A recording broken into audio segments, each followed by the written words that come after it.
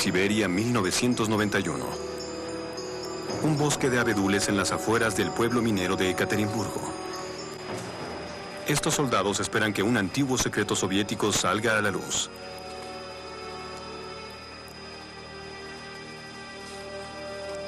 Se trata de la tumba perdida de Nicolás II, último zar ruso.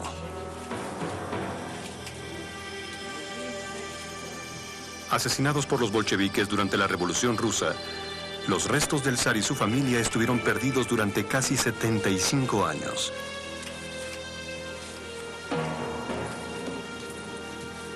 Con este hallazgo, los investigadores esperaban cerrar este histórico caso, pero datos inesperados los desconciertan. No encuentran dos cuerpos, dos de los hijos del zar. Este pasmoso hecho revive uno de los misterios sin resolver más famosos del siglo XX. La leyenda de Anastasia, la hija menor del zar. Unos historiadores sostienen que murió al lado de su familia, pero otros insisten en que la joven princesa logró escapar del horror bolchevique. Esta idea ganó adeptos en 1922, cuando esta mujer declaró ser Anastasia, iniciando una larga lucha por ser reconocida. ¿Es posible que su historia sea verdad? En lo personal estoy convencido que era verdad. No sé por qué las evidencias no han persuadido a más personas. Para mí es tan claro como el día. No mentía. No lo creo. Anastasia murió esa noche, junto con el resto de su familia. Ahora, después de 75 años de controversia, la osamenta del zar ofrece nuevas pruebas, y la ciencia forense y las pruebas de ADN podrían, por fin, resolver el misterio de Anastasia.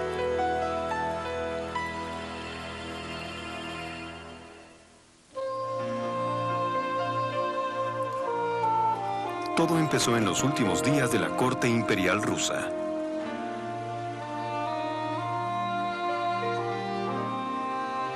Como hija menor del zar, Anastasia Romanov tuvo una vida privilegiada. Su padre, Nicolás II, gobernaba con poder absoluto, considerado como el representante de Dios en la tierra. Anastasia tenía 3 bellas hermanas: María, Tatiana y Olga.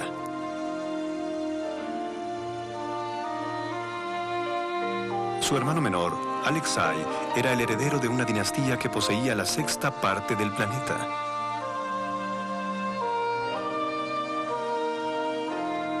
Al inicio de este siglo, la vida de los niños era un verdadero cuento de hadas, rodeados de una serie interminable de jóvenes prometedores, palacios magníficos y elegantes lugares de recreo.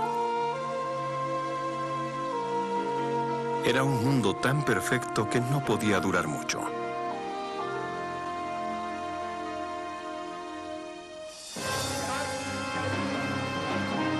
Los bolcheviques, guiados por Vladimir Lenin, despreciaban a los Romanov, así como todo lo que ellos representaban.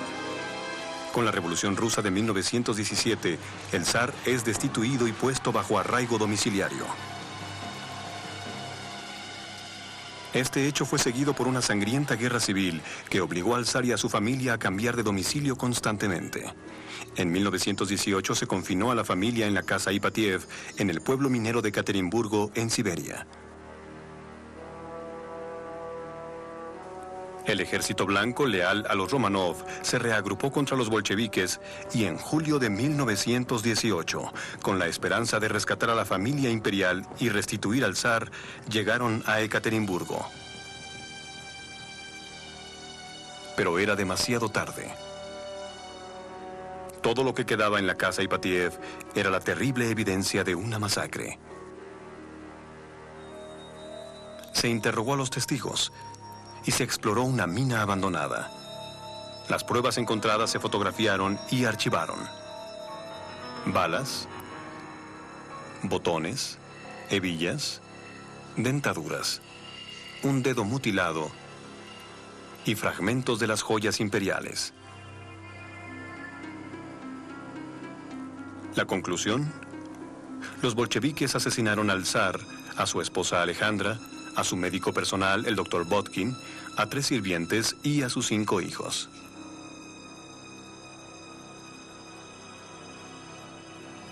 Pero los cuerpos desaparecieron. Durante 70 años, lo que sucedió con la familia del zar fue uno de los secretos mejor resguardados por el Estado soviético. El autor ruso Edvard Radzinsky ha investigado el homicidio durante años. Como ruso, tengo las mismas dudas que todo mi pueblo. De esta ejecución, solo sabemos lo que nos dicen los libros de texto. Los Romanov fueron ejecutados por el pueblo en el sótano de la casa Ipatievsky. Eso es todo. Pero investigando supe con detalle cómo los revolucionarios asesinaron muchachas inocentes.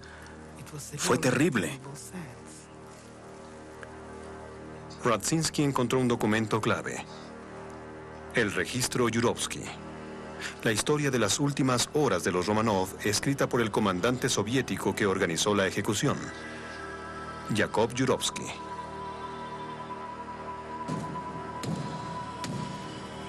Todos estaban dormidos. Despertamos a Botkin y él despertó a los demás.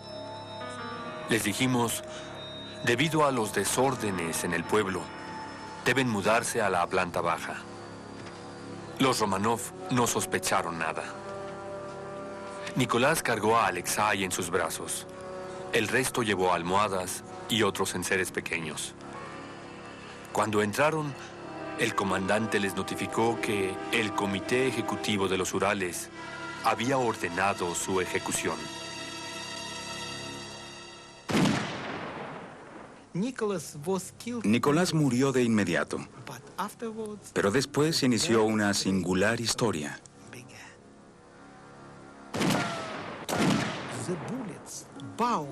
Las balas rebotaron del pecho de las princesas, atacando a sus asesinos. Volaban por toda la habitación. Los soldados, que habían sido campesinos y que poseían un profundo sentido religioso, comprendieron que efectivamente Dios protegía a las princesas, y por eso las balas se les regresaban.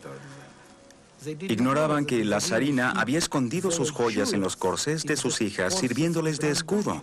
Los agresores decidieron que se trataba de una obra de Dios y enloquecieron.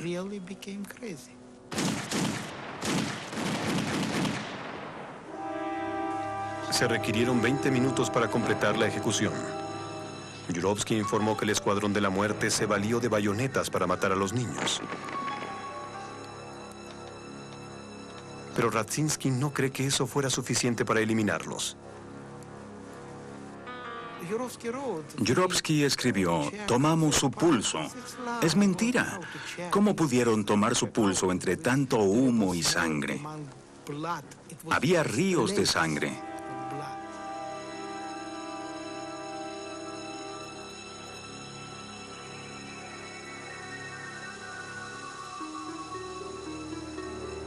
$19 meses después de la masacre, sacaron a una joven de un canal en Berlín. Un fallido intento de suicidio. Se niega a responder preguntas y es trasladada a un hospital público de salud mental. El personal la llama señorita desconocida, y por su acento suponen que es una refugiada rusa. Casi 2 años después, la mujer revela lo que ella dice ser su verdadera identidad: Anastasia Romanov, la hija menor del zar. Cuenta una fantástica aventura de escape dramatizada en esta cinta de Hollywood.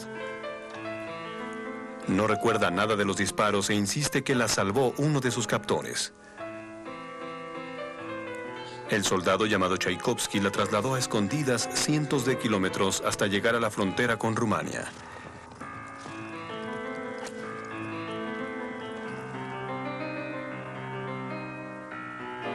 Pero su protector fue asesinado y Anastasia huyó a Berlín en busca de familiares. Al no encontrar a su familia, se lanzó al canal. El mundo la conoció como Anna Anderson y se convirtió en una celebridad internacional. Pero siempre se mostró renuente a hablar de la masacre. Por favor, no hablen de esa atrocidad. No, por favor. Por favor, no. Fue espantoso. Todo es confuso y terrible. Por favor. Anna Anderson y su trágica historia conquistaron cientos de simpatizantes. Uno de ellos fue Peter Kurt, quien se fascinó con ella desde que era un adolescente. Autor de varias biografías, Kurt conoció a Anna Anderson en 1971. En esa época ella vivía en Virginia y estaba casada con un profesor de historia retirado llamado Jack Manahan.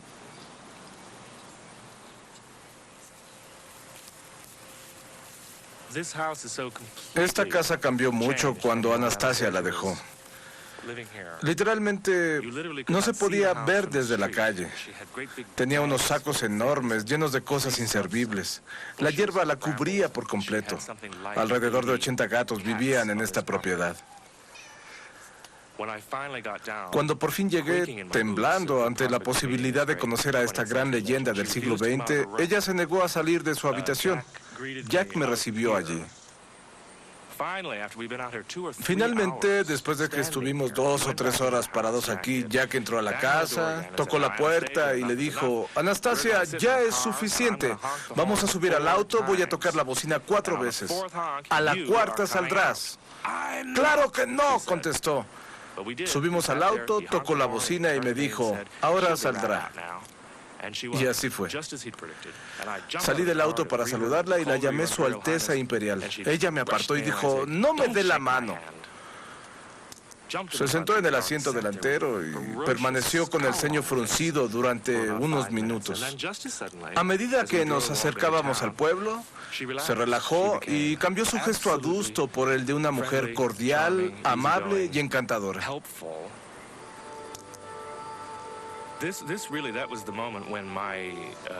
En el momento que entré a este extraño reino en la calle University Circle en Charlottesville, mi gran interés se convirtió en éxtasis total.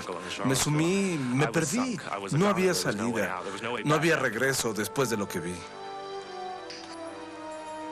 ¿Cómo puedo decirle quién soy? ¿De qué manera? ¿Usted me lo puede decir? ¿Realmente puede probarme quién es usted?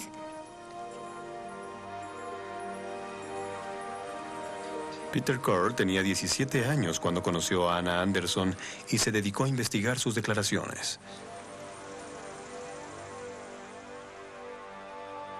Desde el principio, los visitantes quedaban sorprendidos del parecido físico de Anna Anderson con Anastasia. Tenía la altura exacta, el mismo cabello y los mismos ojos, pero había algo más. Un dedo lesionado de la mano izquierda, un juanete característico, un lunar cauterizado en el hombro. Anna Anderson estaba cubierta de cicatrices, incluyendo una marca en forma de estrella en el pie, igual al de una bayoneta bolchevique. El doctor Eugene Botkin, médico personal del zar, fue asesinado en Siberia junto con la familia real. Su hijo, Gleb Botkin, fue compañero de juegos de la joven Anastasia y estuvo con ella durante la reclusión de la familia. Después de que Anastasia reapareció en Europa, mi padre, Gleb Botkin, estuvo con ella por primera vez en el Castillo Sion, hogar del duque de Leuchtenberg. Tenía planeado reunirse con ella y mostrarle una serie de cuadros que habían hecho juntos. La vio pasar frente a él por el pasillo y en ese instante supo que era Anastasia, por la forma en que caminaba y su apariencia general. Habían pasado menos de 10 años desde la última vez que habían estado juntos. Poco tiempo para dos amigos. La reconoció, supo que era ella. Después vieron juntos los dibujos y cuando apareció uno de los dibujos hecho en Siberia, ella se alteró mucho. Otro de sus primeros visitantes fue Pierre Giard, tutor de Anastasia. Se entrevistó con Anna Anderson a solicitud de la familia Romanov. Después de varias visitas, el tutor la declaró un fraude, no sin antes titubear. En su libro La falsa Anastasia, Giard escribió que Anna Anderson no se parecía en nada a la princesa. El tío de Anastasia, Ernst, gran duque alemán de Hesse, nunca creyó en Anna Anderson y contrató un detective privado para investigarla. El detective mostró esta fotografía. Dijo que era de una mujer polaca llamada Franziska Szankowska. Szankowska desapareció de la pensión donde vivía en Berlín justo antes de que rescataran a Anna Anderson del canal. Según el detective, sus cicatrices eran producto de una explosión en la fábrica de granadas de mano donde trabajaba y no del pelotón de fusilamiento. En 1928, 12 parientes de Anastasia emitieron un comunicado denunciando a Anna Anderson.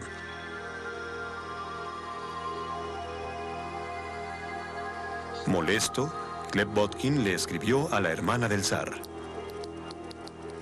Es más sencillo entender un crimen cometido por una pandilla de salvajes enloquecidos y ebrios que la persecución serena y sistemática contra alguien de su propia familia. Mi familia siempre ha creído que Anna Anderson miente y que sus aseveraciones son falsas. Con eso tratan de proteger el honor y la memoria de la familia. No todos los Romanov rechazaron a Anna Anderson. Gleb Botkin logró contar con la ayuda de la prima de Anastasia, la princesa Xenia, quien huyó de Rusia a los Estados Unidos.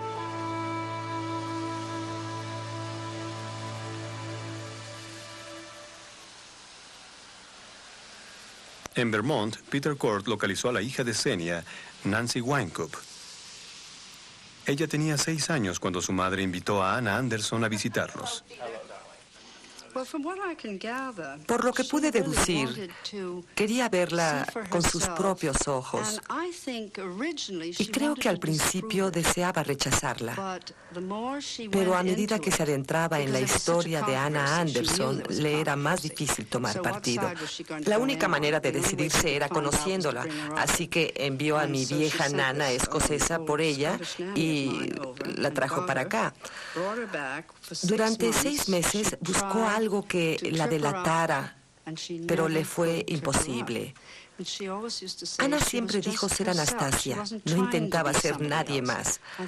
Creo que si pretendes ser otra persona, tarde o temprano te equivocas, adoptando una pose o actitud incorrecta. A mi madre nunca le pareció que se comportara como otra persona. Fue durante esta primera visita a América que la mujer del canal comenzó a llamarse Anna Anderson con la esperanza de alejar a la prensa.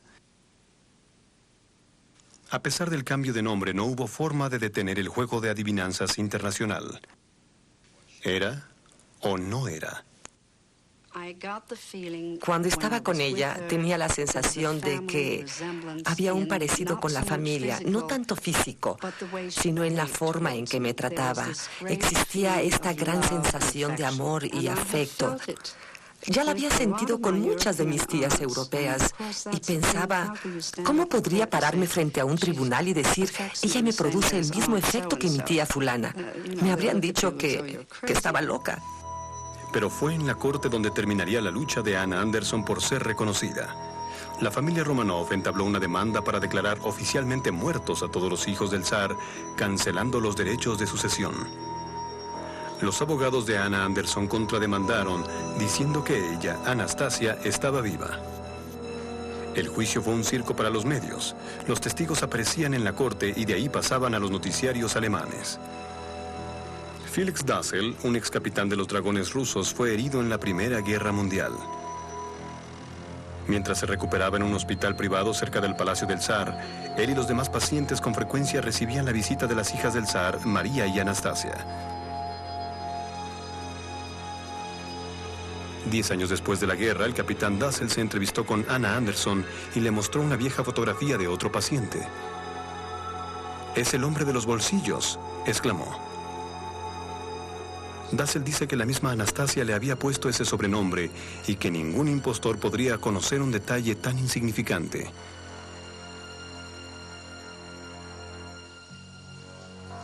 El abogado que llevó el juicio contra Anna Anderson, el doctor Gunther von Berenburg-Gosser, no se impresionó con dichas anécdotas.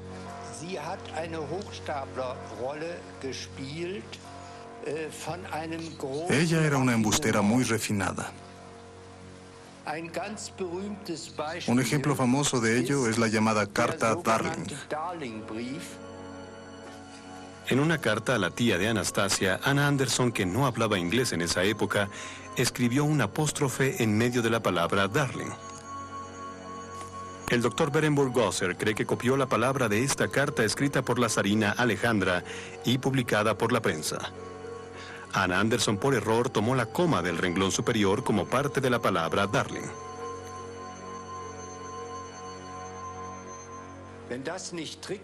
Si eso no es engaño, entonces ¿qué es? El doctor Berenburg-Gosser insistió que Anna Anderson era en realidad Franziska Schankowska, la obrera perdida que descubrió el detective alemán.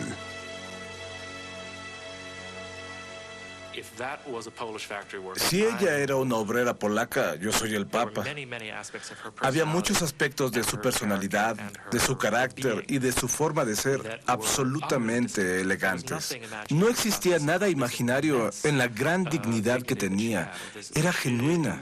Tenías que estar cerca de ella varias horas para darte cuenta. Había momentos en que se transformaba su cuerpo, su cara, su voz, su personalidad. Esto no es una invención de sus seguidores, era real. Solo puedo decir que ella poseía un talento especial para aprender. Me recuerda a Pigmalión. Si leen la historia de las cortesanas en la era barroca, encontrarán queridas de los príncipes que procedían de orígenes muy humildes y después se convirtieron en grandes damas que, con frecuencia, alcanzaron grandes logros en la política.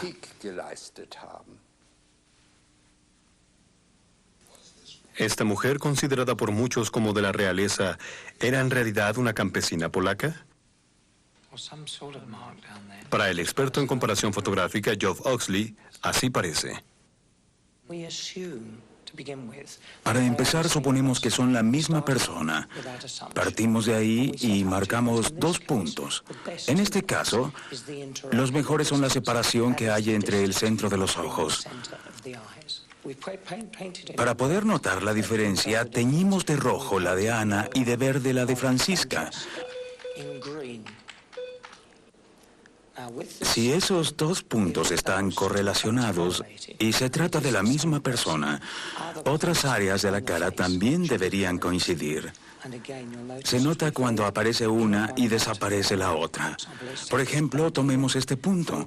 Aparece la fotografía en rojo y pueden ver que coincide con el punto donde aparece la verde. Estos puntos corresponden y este también. Ahora veamos la boca. La coincidencia en términos de tamaño y posición es casi exacta.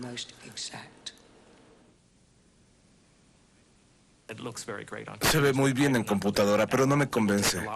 Necesito más evidencias para creer que esta mujer fue una obrera que trabajó haciendo granadas de mano en una fábrica durante la Primera Guerra Mundial. Anna Anderson no sabía que cuando se compra algo en una tienda se debe recoger el cambio. Tuvieron que enseñarle cosas tan simples porque su contacto con la vida cotidiana fue mínimo de niña. Sé que todos esos detalles de ella son verídicos. Sé que la gente que la conoció, incluso los muchos que no creyeron en ella, sabían que era alguien muy elegante. Sabían que ella era alguien especial. La corte alemana solicitó pruebas más contundentes. Sin las huellas digitales o los registros dentales de Anastasia, era difícil dictar un veredicto. El caso se alargó por décadas y se examinó toda evidencia posible. En 1960 se compararon los oídos de Anna Anderson con fotografías de Anastasia.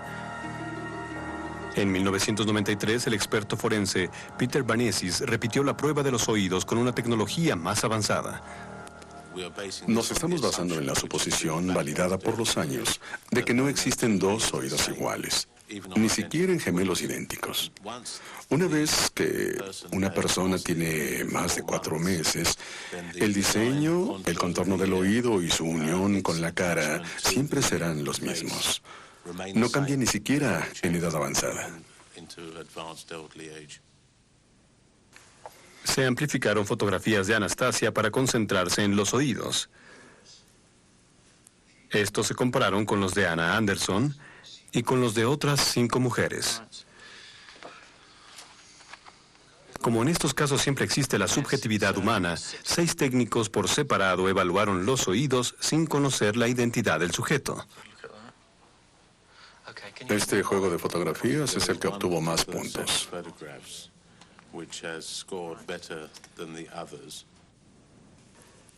Este es el oído derecho que coincidió más, y el de Anastasia.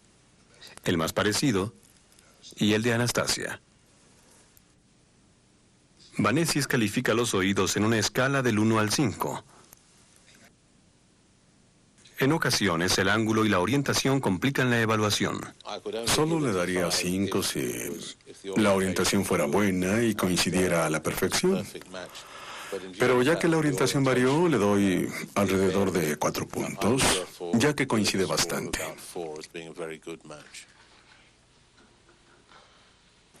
En el oído izquierdo, la coincidencia es aún mayor. Si consideramos solo la parte interior de ese oído, le habría otorgado 5 puntos. Y no creo que esta similitud en la parte interior del oído fuera azarosa. Creo que es importante. La coincidencia es sorprendente. Este es el juego que podemos ver de este juego. Esta es la dama en cuestión, y de hecho es la más parecida de las 5 candidatas. La dama en cuestión era Anna Anderson.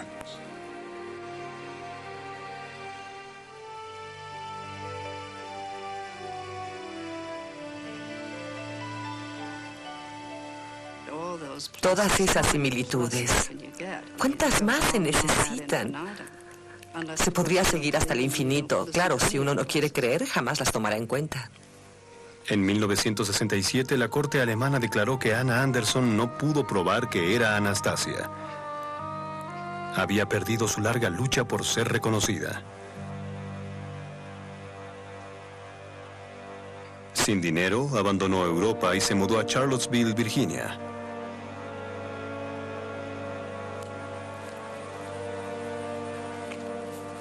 Se alojó en la casa de Jack Manahan, un profesor de historia retirado. 6 meses después de su llegada, Jack y Anna Anderson se casaron.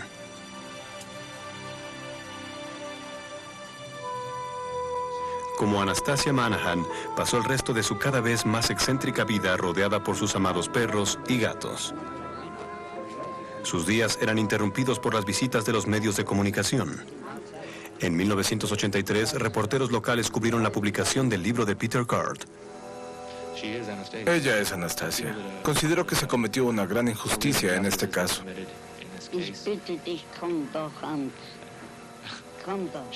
Ella está de acuerdo. No mucho después de esta última reunión, Anastasia Manahan fue recluida en un hospital para ancianos, considerada mentalmente inestable e incapaz de ver por ella misma. Murió en 1984. Su verdadera identidad seguía siendo tan misteriosa como el día en que la sacaron del canal en 1920.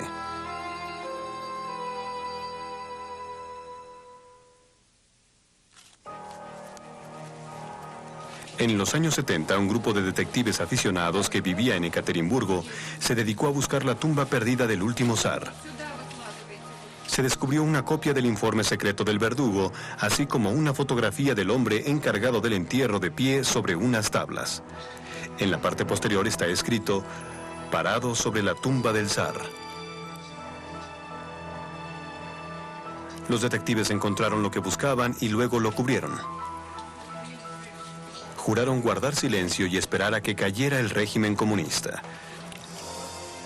En 1991, la tumba fue exhumada de nuevo, esta vez ante las cámaras de la televisión rusa.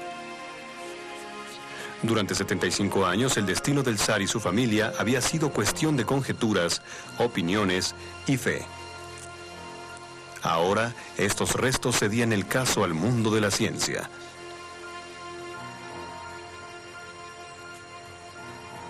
El antropólogo forense Dr. William Maples. Cuando se abrió la tumba, los cuerpos estaban apilados uno sobre otro al azar, con los brazos y piernas sin ningún orden. Una típica fosa común, sin orden.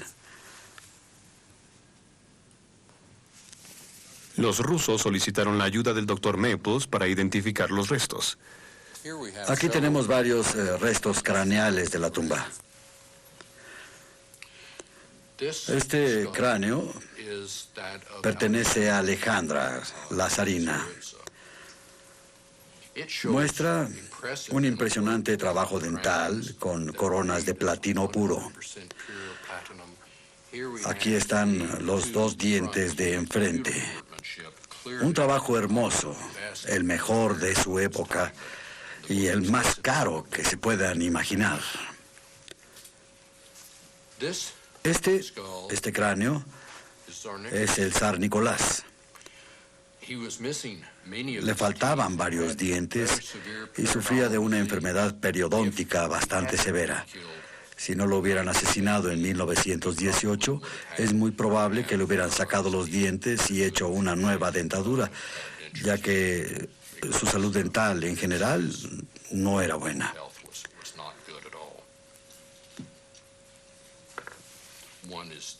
Esto me hizo pensar si el hecho de ser el zar me daría el privilegio de no visitar al dentista. Los huesos también mostraron evidencias gráficas de un fin violento.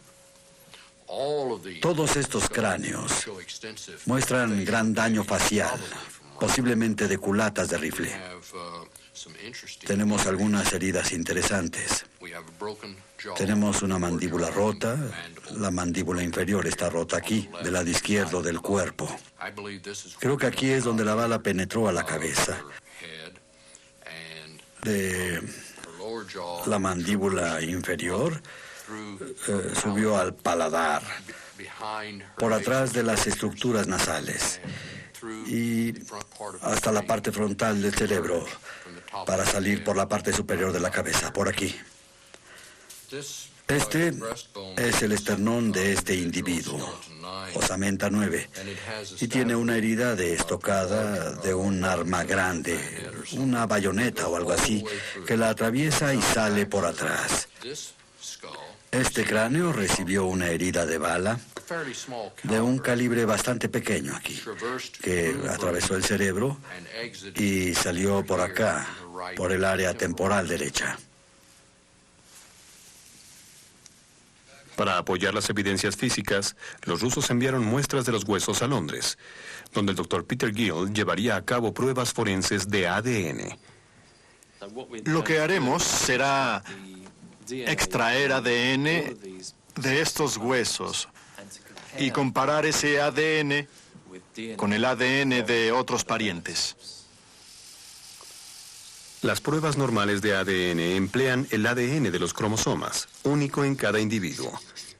Pero para examinar los huesos del zar, se compararon varias generaciones.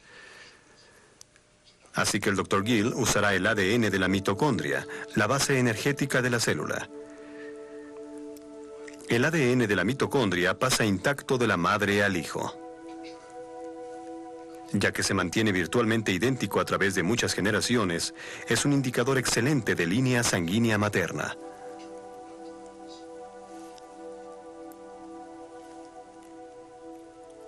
Al igual que todo el ADN, el de la mitocondria está compuesto de 4 elementos: adenina, citosina, guanina y timina, que aparecen una y otra vez. El orden de estos es lo que determina el perfil de ADN de una familia. El príncipe Felipe de Inglaterra, duque de Edimburgo, es pariente por línea materna de la madre de Anastasia, la zarina Alejandra. Así que el ADN de su mitocondria posee el mismo patrón que el de la zarina y sus hijos. Le donó una muestra de sangre al Dr. Gill. Se extrajo el ADN de la mitocondria y se comparó con el ADN de los huesos encontrados en Ekaterimburgo. Los patrones de ADN fueron idénticos. El cálculo estimado que dimos es el más bajo que pudimos. Existe una probabilidad del 98,5% de que se trata de la familia Romanov. Estos resultados se deben conjuntar con las pruebas antropológicas y así tal vez obtener un porcentaje mayor. Es como armar un gran rompecabezas. Si los huesos de la tumba fueran un rompecabezas, faltan 2 piezas importantes. Los rusos esperaban encontrar 11 cuerpos en la tumba, pero solo había 9. ¿Quién falta? Todas las osamentas masculinas eran de mediana edad, así que Alexei, el heredero al trono de 14 años, no estaba. En cuanto a las mujeres, estaban la zarina y la sirvienta de mediana edad, junto con 3 mujeres más jóvenes. Faltaba una de las hijas del zar. Cuando murieron, Olga debía tener casi 23 años. Tatiana 21, María 19 y Anastasia 17 años. Que este sea el cráneo de Olga, la hija mayor. Sus muelas del juicio muestran las raíces completas, lo que es normal en una persona de 23 años en el momento de su muerte. Las otras 2 hijas que se encontraron no tenían las raíces completas en esas muelas, así que eran más jóvenes que esta. En busca de la misteriosa Anastasia, Maples examinó las vértebras, los huesos de la espalda. Cuando somos jóvenes, tenemos pequeños anillos óseos entre cada vértebra. Alrededor de los 18 años, esos anillos se fusionan con los huesos más grandes. Si el cuerpo de Anastasia, que en ese momento tenía 17 años, estuviera en la tumba, algunas de las vértebras no tendrían anillos. Ninguna de las vértebras tiene anillos abiertos parcialmente unidos. Ninguna tiene algún anillo unido por completo. Si el cuerpo de Anastasia hubiera estado allí, algunas de las vértebras mostrarían una marcada inmadurez, y no es así. Ninguno de los huesos tiene las características de una chica de 17 años. Así que, en mi opinión, el cuerpo de Anastasia no se encontraba entre los restos de esa tumba. ¿Qué sucedió con los 2 hijos menores del zar? Maples cree que la respuesta yace en el registro Yurovsky, la descripción secreta del asesinato de los Romanov escrito por el verdugo principal. Según Yurovsky, la tétrica labor que significó deshacerse de los 11 cuerpos tomó casi 3 días. El sitio elegido era una mina abandonada, pero resultó que nadie sabía dónde estaba la entrada de la mina elegida. El comandante envió gente a buscarla, pero nadie la encontró. El camión se descompuso varias veces. Casi al amanecer llegaron a su destino. Desnudaron a las víctimas, quemaron sus ropas y bajaron los cuerpos desnudos al pozo de chimenea. Los bolcheviques lanzaron granadas a la fosa, pero las explosiones no sellaron la tumba. Por temor a que descubrieran los cuerpos, los hombres destinados a dicha tarea regresaron la siguiente noche. Recuperaron los cadáveres y buscaron minas más profundas a varios kilómetros de distancia. Pero una vez más, el destino intervino. Alrededor de las 4:30 de la mañana del 19 de julio, el vehículo se atascó. Como no llegaríamos a las minas antes del amanecer, debíamos deshacernos de los cuerpos lo antes posible. Cerca de las 7 de la mañana ya teníamos lista una fosa de 6 pies de profundidad por 8 pies de largo y ancho.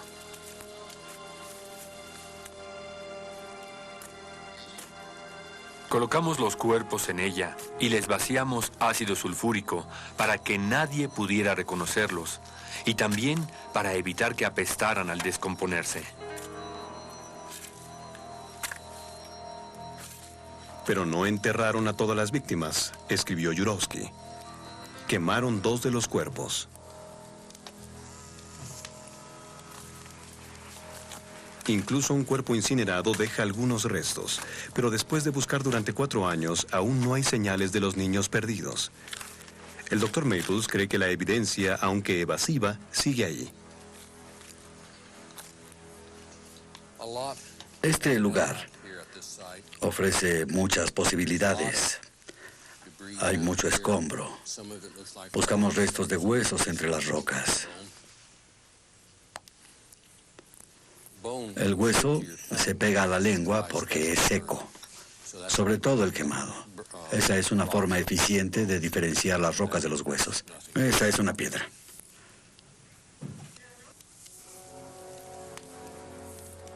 ¿Fueron quemados los cuerpos?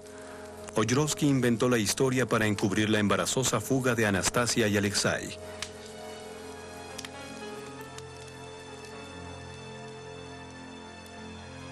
A través de los años, varios hombres declararon ser Alexei, pero el joven heredero padecía hemofilia, una enfermedad que evita la coagulación. Una herida, por pequeña que fuera, pudo causarle la muerte, así que las probabilidades de que Alexei sobreviviera a la masacre son nulas. Pero Anastasia era otra cuestión. ¿Sería posible que la hija traviesa que adoraba hacer trucos hubiera realizado la fuga más grande conocida por la humanidad?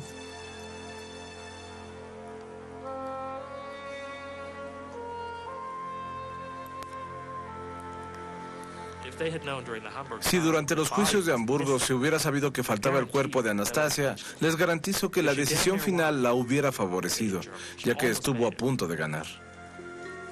Cuando Anna Anderson murió, su cuerpo fue cremado. Eso elimina la posibilidad de comparar su ADN con el de los huesos del zar. Desde que Gleb Botkin defendió su causa en la década de los 20, los seguidores de Anna Anderson buscaron pruebas de su autenticidad. La hija de Botkin, Marina Schweitzer, continuó la búsqueda incluso después de la muerte de Anna Anderson. Cuando se hicieron las pruebas de ADN a los restos de la familia imperial, nos preguntamos si podríamos hacer lo mismo con los de Anna Anderson. Lo hacemos por lealtad. Estamos aquí para llegar al fondo de la verdad. Se trata de lealtad familiar, si así quieren verlo. En 1993, casi una década después de la muerte de Anna Anderson, los Schweitzer encontraron lo que podría ser una evidencia contundente. Podrían preguntarse cómo sabemos que este es el tejido de la señora Manahan. Les puedo asegurar que el número que tenemos coincide con el número del informe quirúrgico de patología que, a su vez, coincide con su número de expediente. No me cabe la menor duda que es tejido del intestino delgado de Anastasia Manahan. Anna Anderson fue intervenida en un hospital de Charlottesville en 1979. Por procedimiento de rutina se le extirpó una pequeña parte del intestino y se guardó en el laboratorio de patología. Dick y Marina Schweitzer contrataron al Dr. Peter Gill, el mismo científico que identificó los huesos del zar, para determinar de una vez por todas la verdadera identidad de Anna Anderson. Doctor, voy a sellar esta bolsa del bloque D. Contiene las 4 muestras de tejido que usted tomó y el control de ese bloque. Ah, sí, gracias.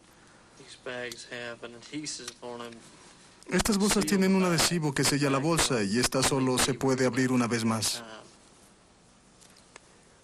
El Dr. Gill compara el ADN del intestino con el ADN del duque de Edimburgo, que es idéntico al de sus primos, los hijos del zar.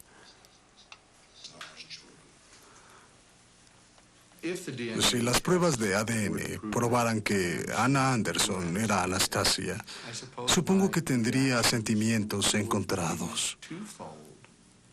Me dolería saber que murió sin probar su identidad. Eso sería triste. Pero por otra parte, sentiría pena, porque la familia tendría que admitir que se equivocó. Estoy seguro que este sería un error triste, pero de buena fe.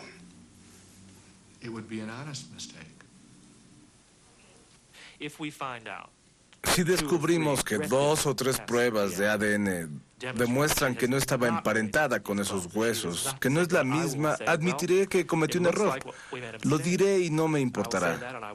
No me sentiré mal. Pero de todas maneras, querré saber quién era ella, igual que todos los que la conocimos. Desde la década de los 20, los opositores de Anna Anderson dicen saber exactamente quién era. Franziska Shanskowska, la obrera perdida. Hoy en día, esta teoría también se puede poner a prueba. Se encontró en Alemania un sobrino nieto por línea materna de Franziska Shanskowska. Su sobrino, Karl Mauscher, donó sangre para que su ADN se compare con el de Anna Anderson. Después de meses de trabajo, tenemos los resultados.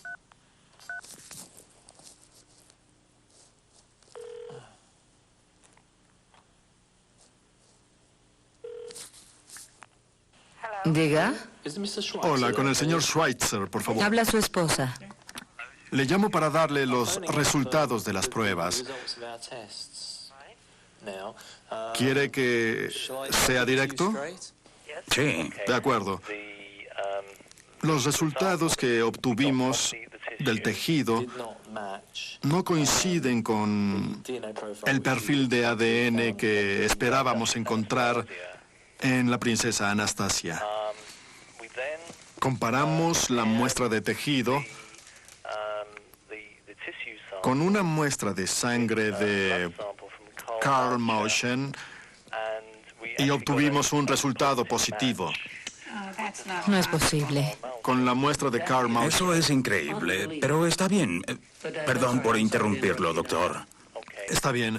Así que eso apoya la hipótesis de que Anna Anderson no era la princesa Anastasia, sino que era Franziska Shanskowska. No, no es posible. Imposible. Es imposible. Es algo fuera de este mundo, es increíble. Aquí aparecen algunas de las diferencias que encontramos. La secuencia superior es la del duque de Edimburgo, después la de Anna Anderson y la de Karl Mauscher. Pueden notar que existen diferencias entre las secuencias del duque de Edimburgo y de Anna Anderson.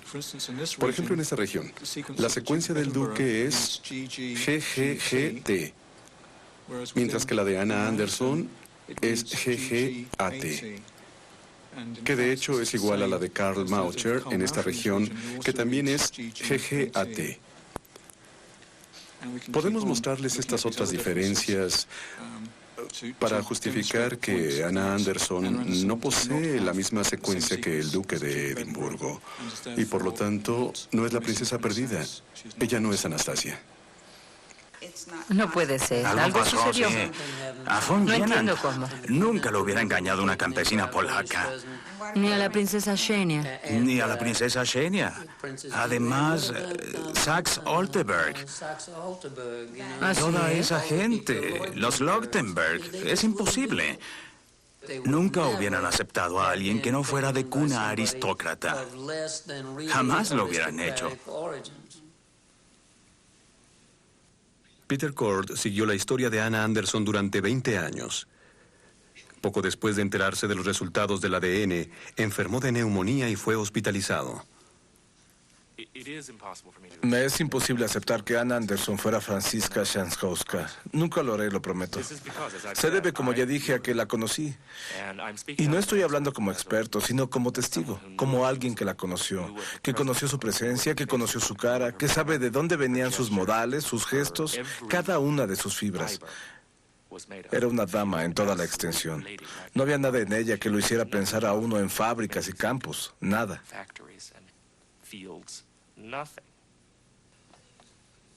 Además de las pruebas del Dr. Gill, también el Instituto de Patología de las Fuerzas Armadas de los Estados Unidos y la Universidad del Estado de Pensilvania efectuaron pruebas de ADN. Los 3 laboratorios obtuvieron los mismos resultados y estos indican que Anna Anderson no pudo ser Anastasia. Las pruebas del ADN confirman una sola hipótesis. Anna Anderson era Franziska Shanskowska. Esto no tiene nada que ver con Anna Anderson. Son estadísticas. ¿Qué posibilidades hay de que ella fuera esto o aquello? No se trata de ella, sino de la ciencia. La tragedia de la ciencia y de su lado oscuro es que no toman en consideración la experiencia de la gente. Le arrebataron lo más preciado, el derecho a validar su experiencia y sus recuerdos. Es lo que estoy haciendo ahora, basarme en mi experiencia. Tú lees un libro, pero yo viví esa atrocidad. Una atrocidad, eso fue, señor Manahan. No algo agradable como leer un libro. Cuando uno se sienta cómodamente, come sabroso y lee. He vivido esa atrocidad. Si Anna Anderson no era Anastasia, ¿qué le pasó a la verdadera princesa? En mi opinión, es casi un hecho que Anastasia y Alexei murieron esa noche. He conocido demasiados asesinos, he visto lo que hacen. Los verdugos de buen corazón no existen en este mundo, solo en mitos y en leyendas.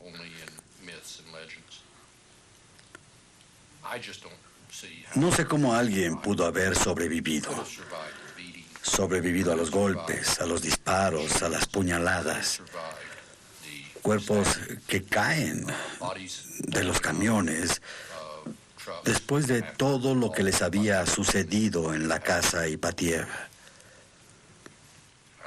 No lo creo. Esos 2 niños murieron esa noche junto con el resto de su familia. En Rusia, la búsqueda de los restos de los 2 niños continúa. Hasta que no aparezcan nuevas evidencias, lo que sucedió con Anastasia Romanov seguirá siendo un misterio.